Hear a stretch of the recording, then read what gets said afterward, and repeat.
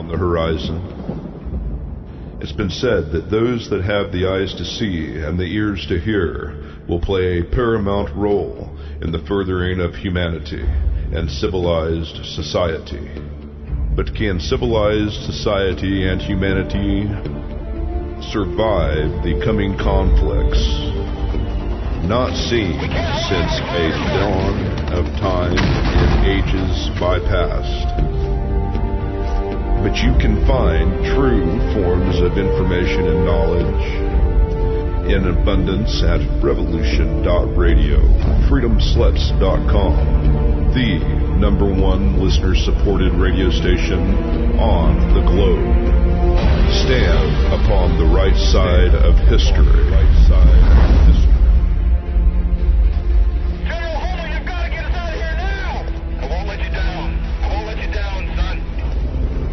Revolution.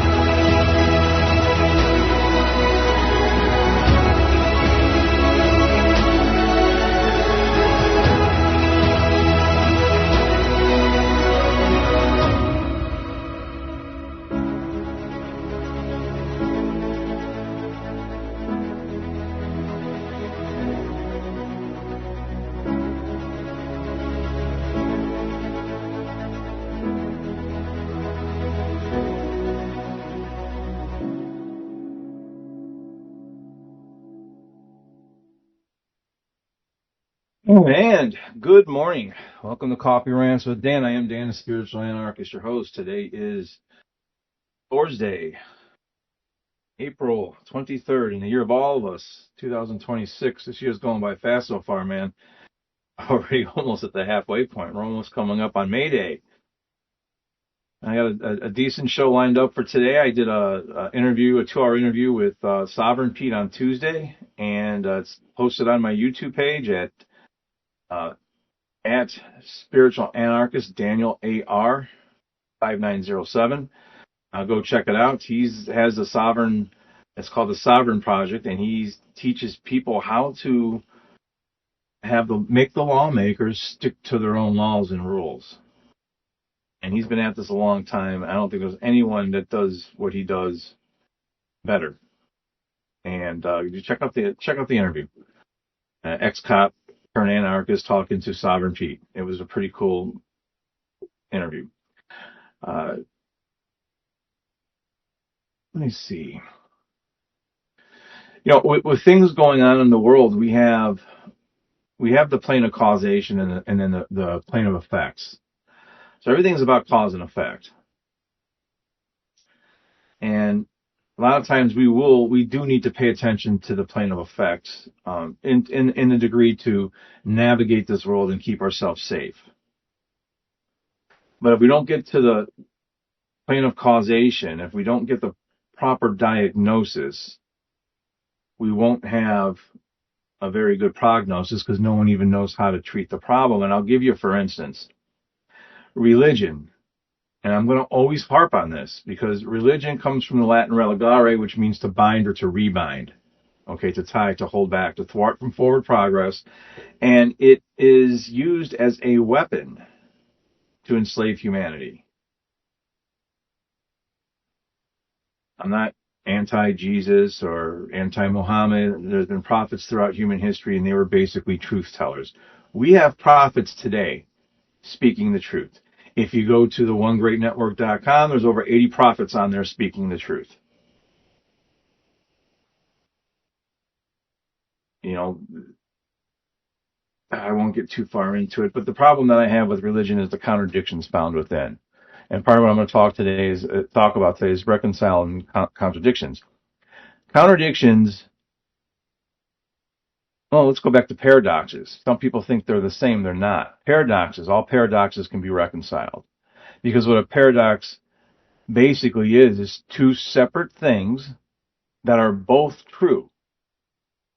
The law of polarity.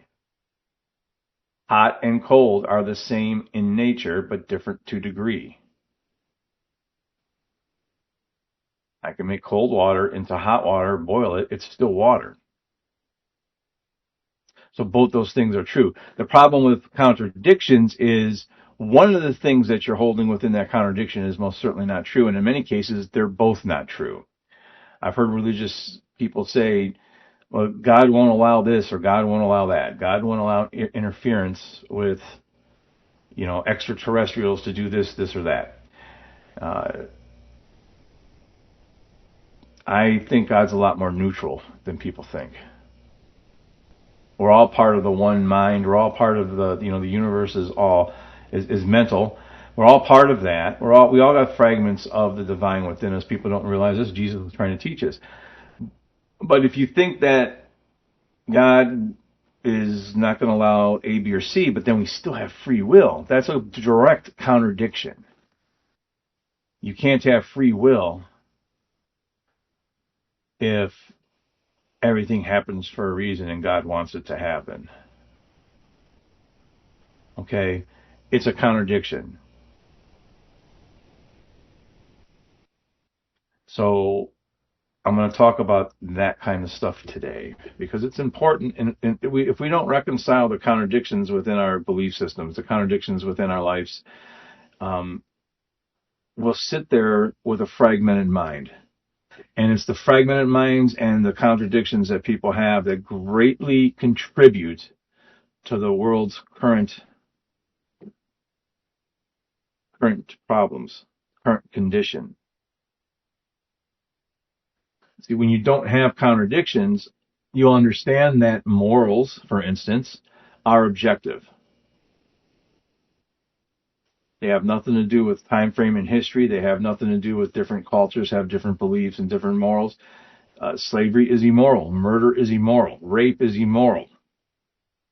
Stealing and theft are immoral. Coercion, such as we've seen in 2020, such as we're seeing right now. Constant threat of violence by governments of this world, by people thinking they have a right to rule other people, and they don't. No such right exists in creation. So when we can reconcile the contradictions is when we'll start to all stand up in this world and just say, no, we're not having this.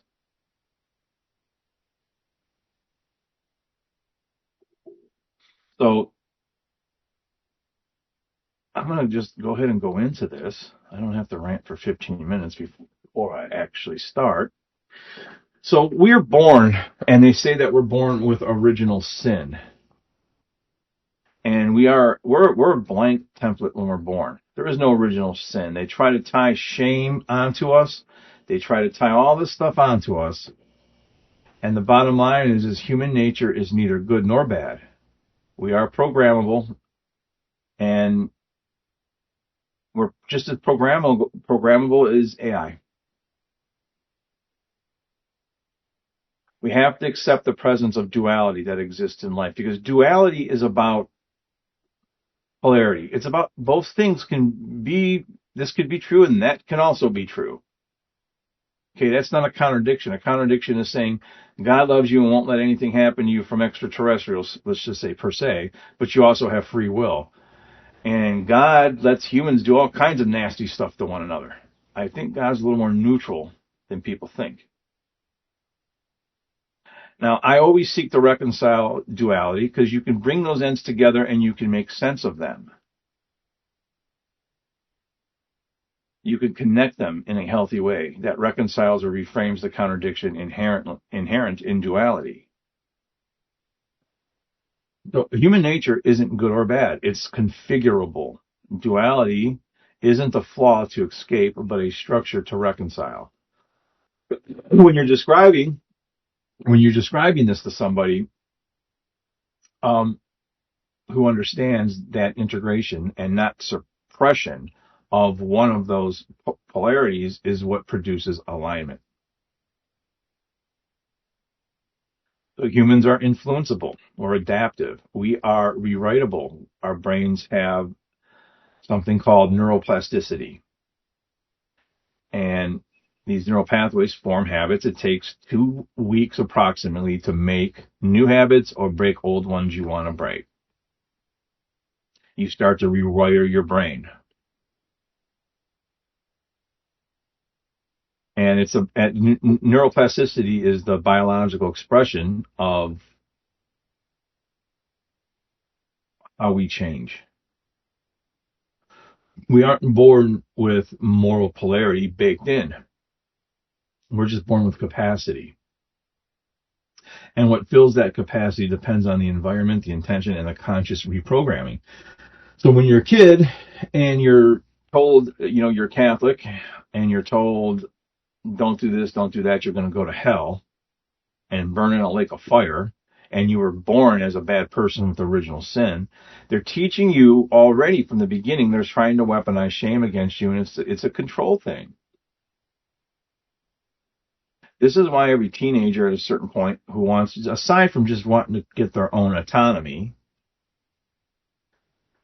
they start thinking for themselves, and many of them will rebel against all that stuff. But then they'll come back after it's over, and still these beliefs are hard to get out of your system. And the longer you're in it, the longer it takes for you to rewire it. So, like, what most people get stuck is assuming that programmability equals weakness. In reality, it's not. It's the source of human evolution, because a rigid system can't grow. A programmable one can. How are you going to program yourself? You're going to get up and have 16 to 20 ounces of 20 ounces of water every morning, have a cup of coffee maybe, and within a half hour be exercising.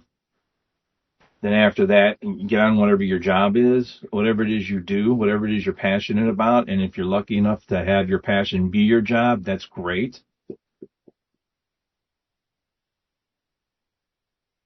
That's programming yourself for a certain thing, in a certain way that's healthy for you. Duality is not the enemy. It's something that exists in nature, but contradiction is.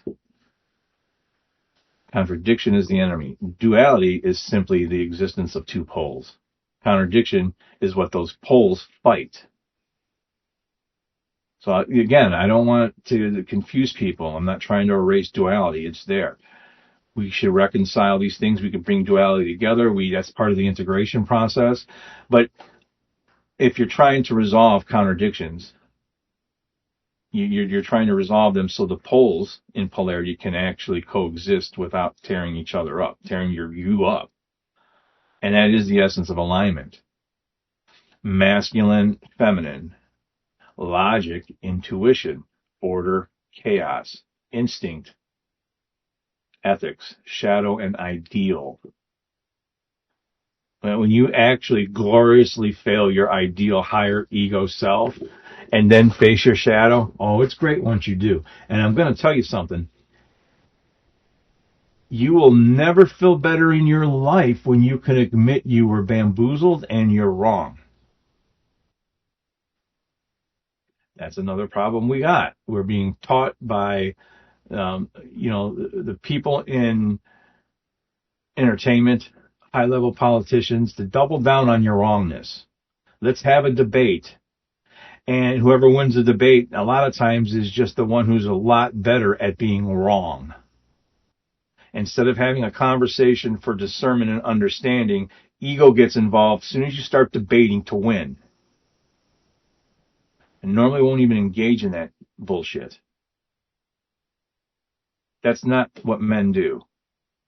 We tell you exactly the truth and how it is. Not going to sit here and try to get go real hard to get you to understand the truth of a given thing, especially if your life or somebody's in danger. So if you have unreconciled contradictions, the psyche eventually is going to fragment.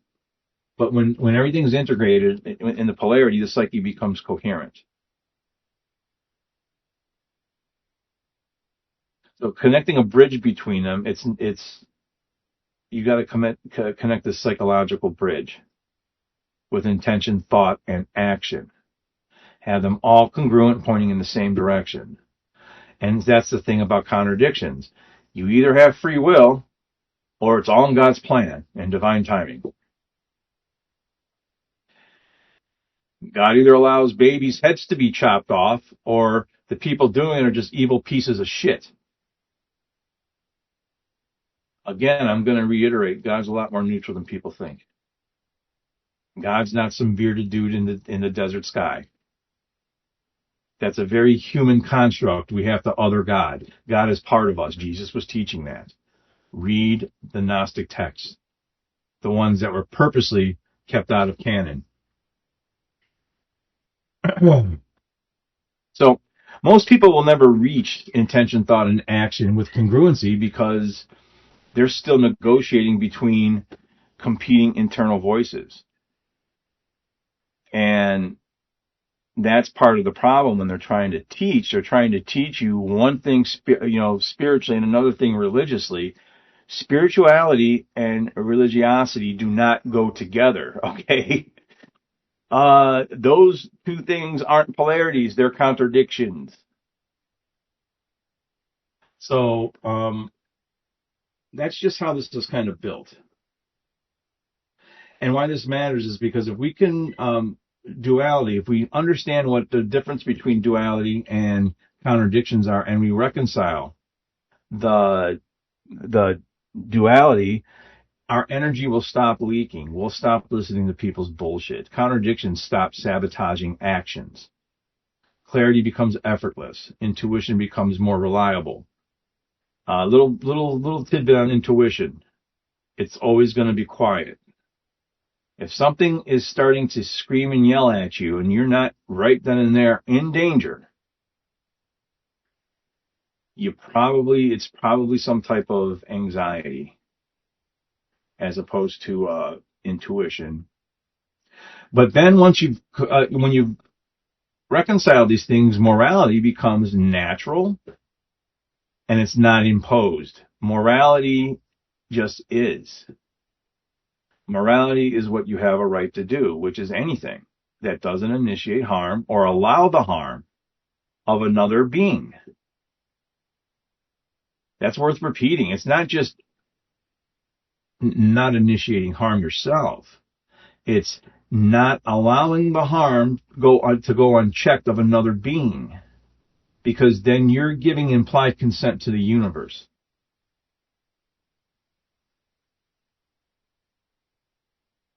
And the main thing about reconciling dualities is an understanding the difference between them and what the contradictions are. Remember, duality is two different sides of the pole, polarity. They are both exist. They're both true.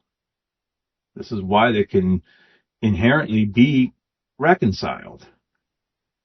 You can't reconcile contradictions because one of the things in that contradiction is not true, and sometimes neither of those things are true. But once you start reconciling all this stuff, the nervous system stops oscillating and vacillating, I should say, between both those extremes. It's not perfection, but you start to have a little more, coherence on things that are going on. So the pattern of reconciling duality, understanding that it can be reconciled, and understanding how to get away from contradictions. You can apply the same pattern in myths, in psychology, to martial arts, to leadership, which is actually teachers. No leader wants to rule or lead anything. They're just a teacher in something. Okay? Rulers who want to rule things and lord over you, those are the politicians, the puppeticians, I should say, and those above them. Because they're the bottom level of this pyramid of evil that is wanting to destroy humanity and enslave us. If you can't see it, something's wrong with you. If you're not speaking 100% plainly, you're being cowardly. Don't worry about who you offend. Until children are not being murdered and killed, until other human beings aren't being killed, until genocide stop happening, I really don't care about offending anybody. Personally, I wish the whole world would just offend each other instead of going to war with and murdering one another. You'll survive the offendedness. Go to a war zone and see if you've got that same 100% survival rate. Your spiritual development is going to depend on understanding what objective morality is and reconciling the contradictions within yourself where you believe one thing is true and it's exact opposite and against the other thing you also say is true. We either have free will or God's in charge of everything and we're just all robots. Maybe that's why they want to enslave us. Maybe they know something we don't know. I doubt it.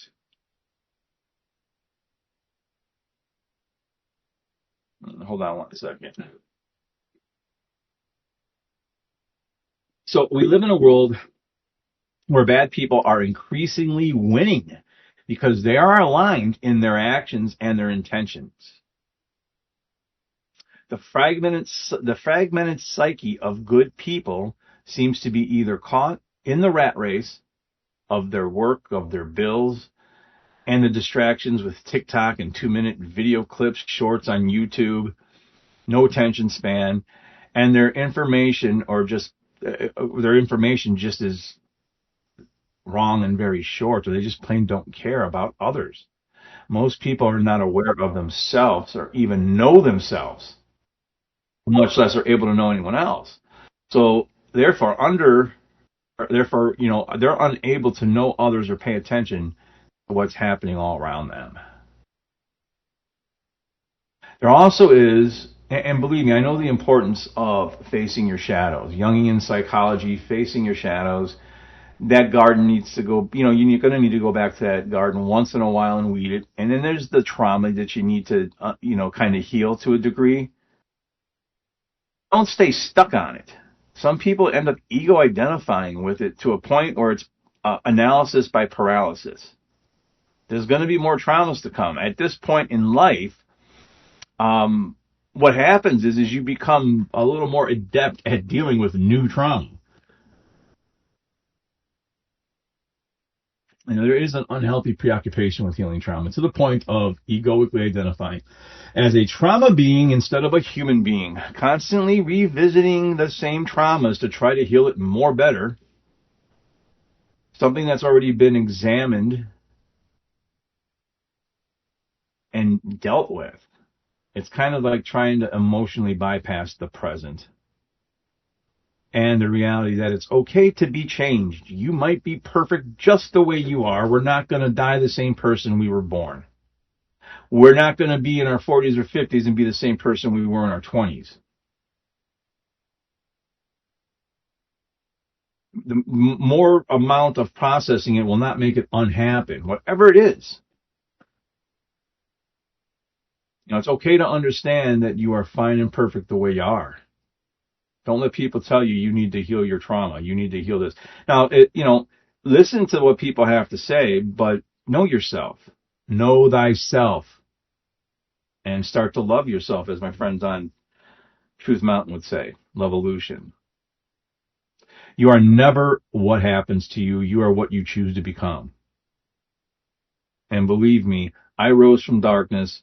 I got out of an unhealthy profession that I consider to be an immoral profession. No matter how good I tried to be or how good others in it tried to be, powers that shouldn't be won't let us. and you end up being the enforcement branch for the arbitrary dictates of evil political parasites. Okay?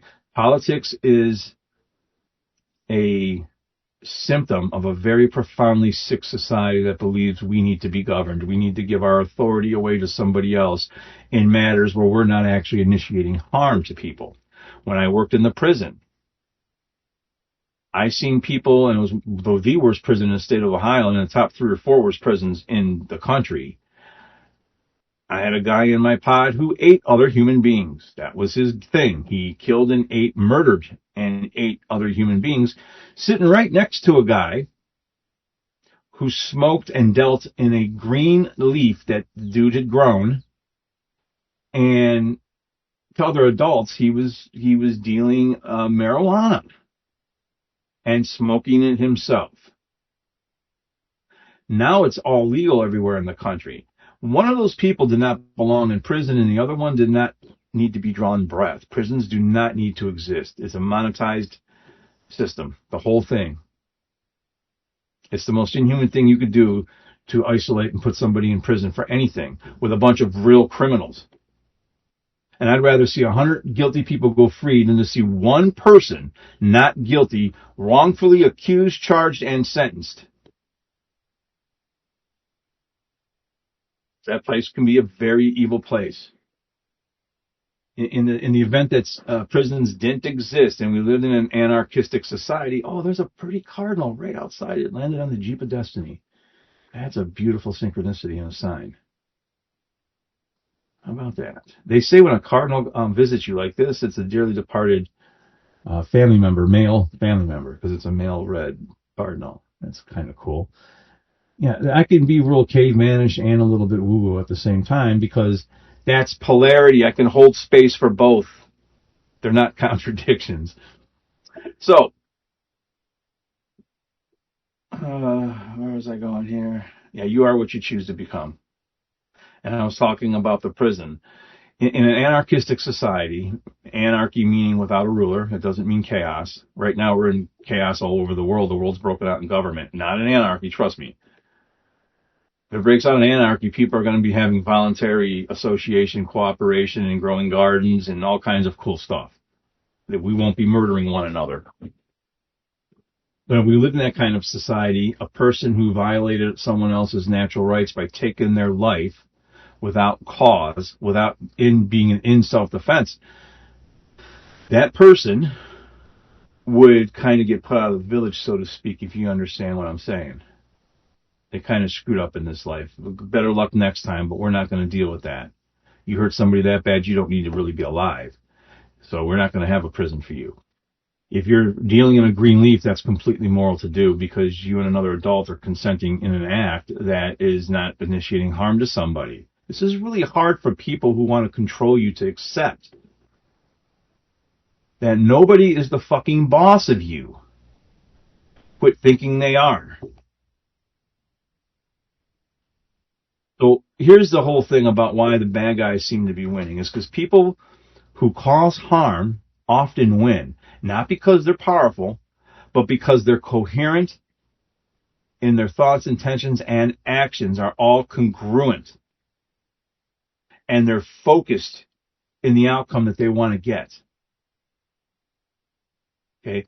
People who want to do good often lose ground because they're a little bit fragmented. God gives you free will, but God also says, they think that God gives you free will, but God also, everything's in divine timing and don't worry about it, let go and let God. Or they can't imagine themselves turning into the bad guy just enough to beat the bad guy. They're fragmented internally, emotionally, and attentionally. And the cultural obsession with perpetual trauma processing keeps many good people stuck in identity loops instead of agency. The bad guys, they win because they work together, they take action, they don't think, they fool themselves into thinking that they got a right to do what they're doing. That the end justifies the means. These are people that will not look in the mirror. unless they're checking themselves out and practicing their lives, because they're narcissistic pieces of shit. They don't care about victimizing other people. They don't care about what other people think. They don't care about harming others. And their thoughts, intentions, and actions are congruent. This is why the bad guys win too many times. And that type of alignment is a force multiplier. When someone's intentions, their beliefs, their emotions, and their actions all point in the same direction, they become effective regardless of morality. This is the real law of attraction. This is why destructive people can appear to win. They still got to face karma. The action takers face the karma much quicker than those who are desiring the action to be done, if they're desiring it to be done and they're these little evil old guys that get other people to do their dirty work. My friend's got 5 pit bulls and 1 chihuahua. You know who's in charge of that whole crew? It's the freaking chihuahua. It's hilarious. But we've got a bunch of politicians that are cowards that'll never serve anything greater than themselves. They got into it because they have a love of power. And they're going to get others that got tricked into taking an oath to protect and serve that didn't look at the little small print. They get them to do the actions, and it's the action taker that suffers the most harsh negative consequential effects of natural law or karma. Cause and effect. Cause and effect for some of us seems to be very fast. It's something I have to research. Also, it seems like it's gotten faster, which worries me about our timeline in what we got left. I think we are headed for another extinction level event like we've had in past civilizations where morality got this low and the civilizations were this enslaved and didn't realize it. Here's the thing. Many well-intentioned people are tired. They're exhausted and distracted or financially strained, sometimes overstimulated, constantly connected to your phone. Disconnected. We become, as human beings, if you don't get out into the woods once in a while, get out in nature, go ground by a tree, go look at animals, you won't even notice a cardinal landing on the Jeep of Destiny. It's background noise if you don't return to what your instincts are. So we got to get reconnected with our own internal instincts. We're animals, we have instincts. And don't just consume information and parrot what you heard, which is what they want you to do. Operation Mockingbird is so you'll just parrot what you hear. So you're never going to produce like some type of coherent action if you have a fragmented psyche. You're not going to be a good teacher. Okay? A coherent psyche, it can move mountains with good action.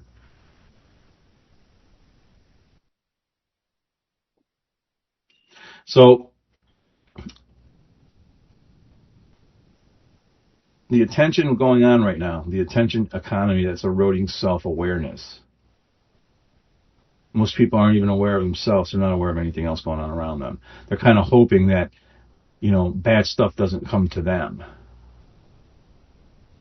Well, I got news for you. There's some bad stuff probably coming, and they want us to do it to each other.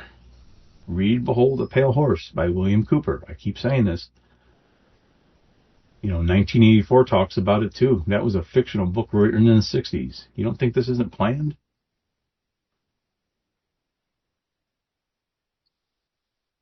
So, if people don't know themselves, they're not going to know others, and they're not going to read the world around them, because that takes self-awareness. And self-awareness requires silence and reflection. And it's a little discomforting sometimes. Pattern recognition. Long-term attention. A willingness to really take a look at what the problems are and begin with yourself and move outward from there.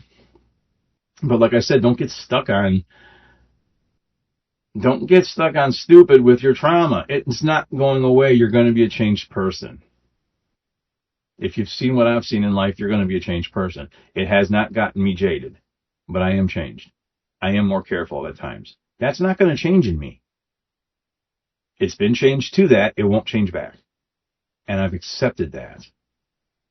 See, part of the integration process is accepting who and where you are. It's not to say that there still can't be improvements.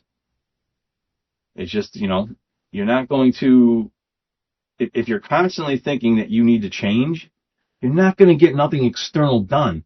And in this world right now, we need to work together to get some external things done, like stopping the murdering of people, stopping wars, not allowing rulers to completely say one thing and the next day contradict themselves and lie to you. And then if you're accepting those contradictions, it's because you've accepted them within your own belief systems your whole life.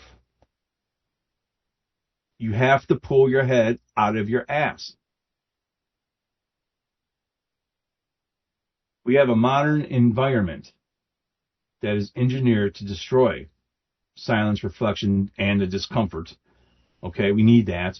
Pattern recognition and long-term attention. When somebody's inner world is too noisy, their outer world will become invisible. And when the inner world can become quiet and you can quiet your mind, the outer world starts to become more readable to you. You'll start noticing things. You'll start noticing nature. And under God's creator, under nature's creator, we have a right to pursue happiness and be left unaccosted in our lives and our effects.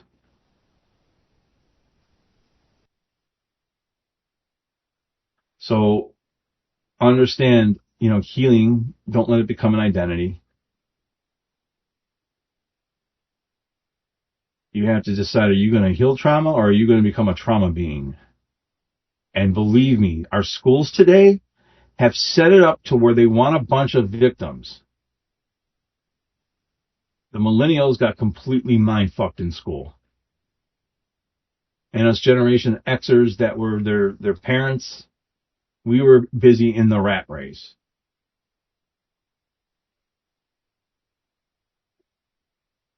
So heal your trauma and don't become a trauma being. Because the first one, healing it, is liberation. And you'll feel it when it happens. You'll never know the weight you're carrying until you feel it lift off your shoulders. But becoming a trauma being is ego. When somebody keeps revisiting the trauma, it's almost like they're self-sabotaging themselves and they don't want to move forward. So you have to, once it's already integrated, once you've been through it, you leave it alone. And what ends up happening is the more it comes up, and it will throughout your life, the easier it gets. So there's always hope. It's going to get easier. It's not a big deal. I'm not trying to say don't heal. I'm saying if you've healed, you might be okay, more okay than you think. That's what I'm just suggesting. No amount of processing will make the past unhappen. It's already happened. And sometimes, at some point, the work then becomes to accept the scar, integrate the lesson, because I'm sure there's a lesson in there, and choose who you're going to be now, and move forward with some agency. You're not what happened to you. You're what you choose to build from it.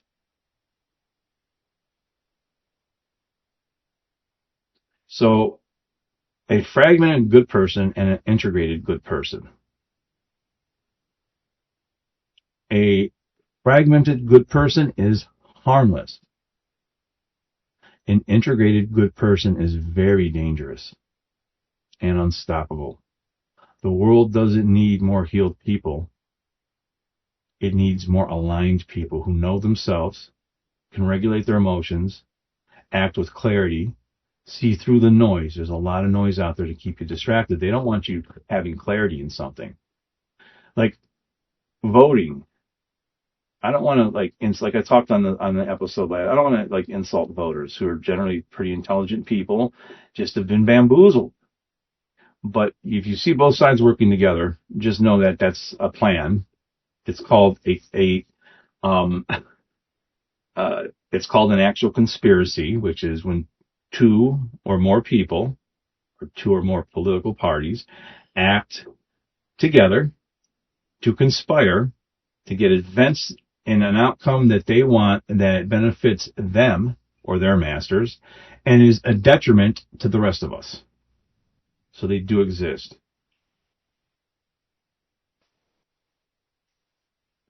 See through the noise. Choose the direction you're going in. Reconcile the dualities and move with coherence. This is the path we all have to strive towards. It's not perfection, but it's still becoming a very effective, good person when you're aligned and not fragmented in your beliefs. Because if you're fragmented, you're not aligned with truth. To become aligned with truth, you have to reconcile contradictions. And I'm not speaking from bitterness or cynicism. I've healed. I've healed as much as I choose to heal on the same old shit. And I'm better prepared for future shit. I've been fragmented at one point, and I'm integrated now, for the most part. So alignment of duality, reconciliation, its coherence under pressure, and the construction of an unfragmentable psyche without a lot of work on some bad people's part. No fluff, no spiritual bypassing, no therapeutic cliches, just real mechanics.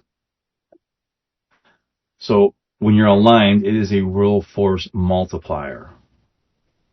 Jordan Peterson has a saying, and I don't agree with everything. I don't agree with his Middle East stuff. I think he's a little mind controlled on that, but or misinformed, and a lot of people are.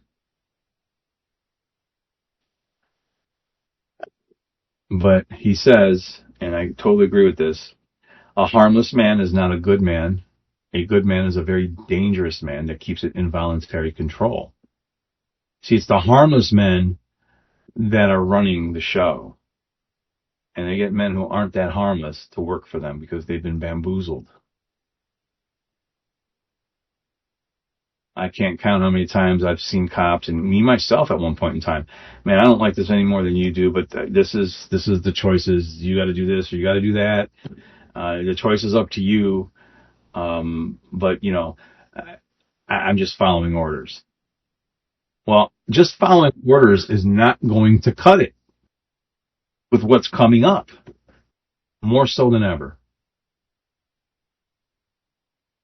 And my officers out there, you guys are being put into, again, you're going to get stuck between a rock and a hard place.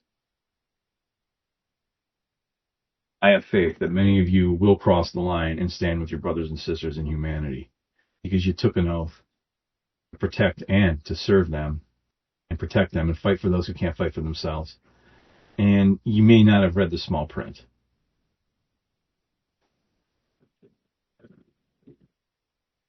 See, a misaligned person can have good intentions and still be ineffective. A fully aligned person, even if their intentions are destructive, they become powerful. So what we want to do is get the good guys to be aligned and congruent with thoughts, intentions, and actions, right? And stay consistent. I'm not super famous. I may never be. That's not my goal. But I'm staying consistent in my message. I'm staying consistent with how often I put out content for people to consider. And yeah, I will have more guests. I got a lot of interviews you can go look at that I've done. They're on my YouTube page. I just created an interview section. Go check them out. Coherence and alignment beat fragmentation every time. Duality, again, is not the problem. Contradictions are. So you reconcile contradiction by letting both poles exist and removing any inner war you have between them, integrating their functions, and assigning each pole its proper domain. I always use this same example in the 7 deadly sins because they're not the true deadly sins. They're just, at best, warnings against excess because you're not hurting anyone but yourself. So I always use this. Envy is one of the 7 deadly sins. So there's a polarity in envy. Understand it.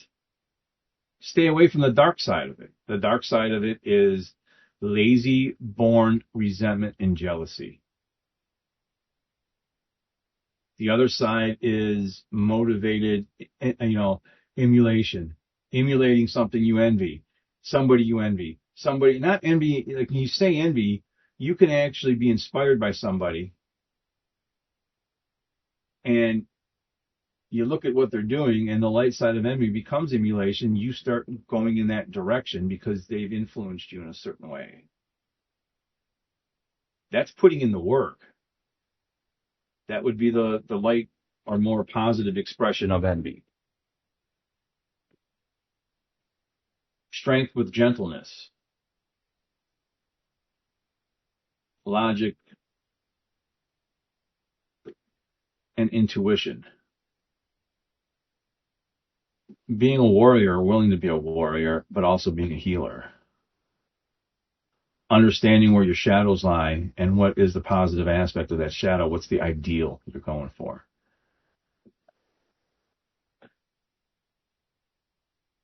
So alignment and coherence are always going to need some type of pressure because anyone could be aligned in calm conditions, right?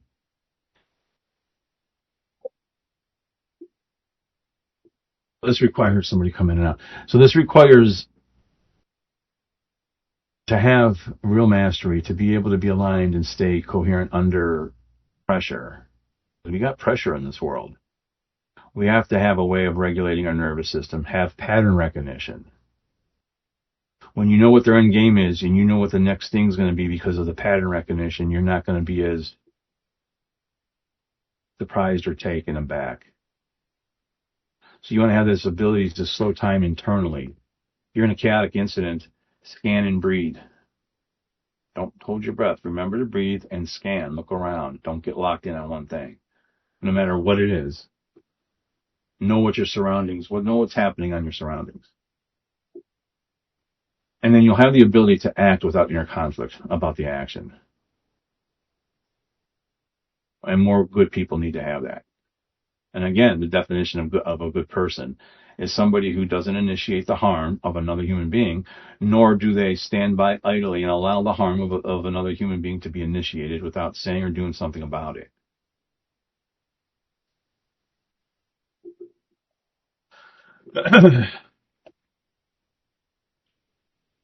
So when the dualities have been reconciled, there'll be nothing left to fracture when pressure rises.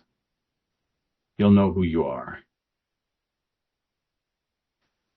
This is why warriors and mystics and leaders across cultures throughout history all converge on the same principle. A unified inner world produces decisive outer action. Sometimes, like the full cart upright in the tarot, you just got to hold your nose and jump. That's what I'm doing. I think more people need to do that. If I can do it, I know a lot of people can. Okay? Why people get stuck in the trauma loop. When trauma processing becomes your identity, it also becomes your excuse to not do shit. Something painful happens. The person begins healing. Healing becomes their identity. Identity becomes the cage. And they stop growing because healing feels like progress. It's time wasting many of the times. So healing is not progress. Healing is maintenance. Choosing, building, acting, and becoming. Again, you're not what happened to you. You're what you choose to become. Past cannot be undone, but you can integrate it. Once it's integrated, it should not be endlessly revisited. A scar is not a wound.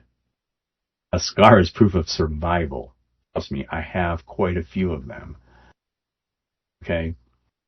So, the unfragmentable psyche, how do you help build that and make it stronger? Okay?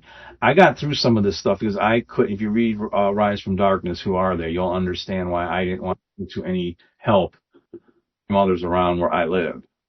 I couldn't. But if you, an unfragmentable psyche is always built through radical self-awareness, not emotional indulgence and not spiritual escapisms, just clear, unflinching truth and perception. Integrating the shadow, not indulging it, not suppressing it either.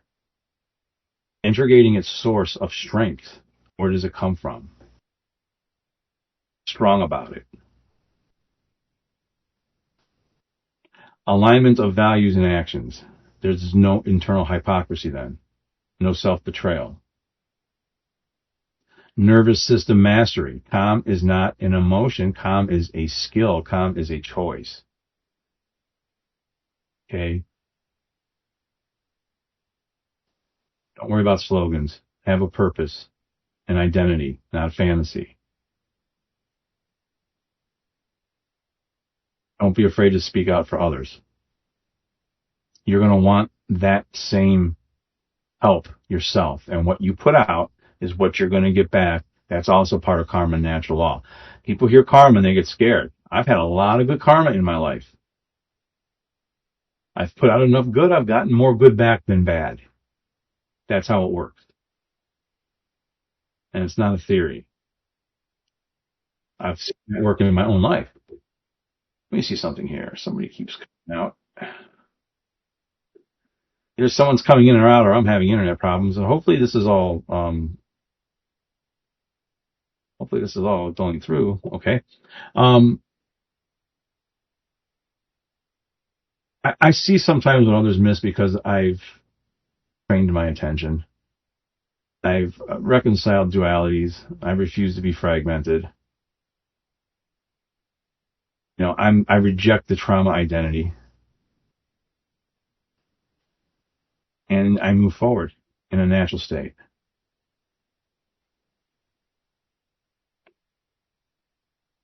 So let me see here. Oops. Oh, it's okay. That was my, 1 second.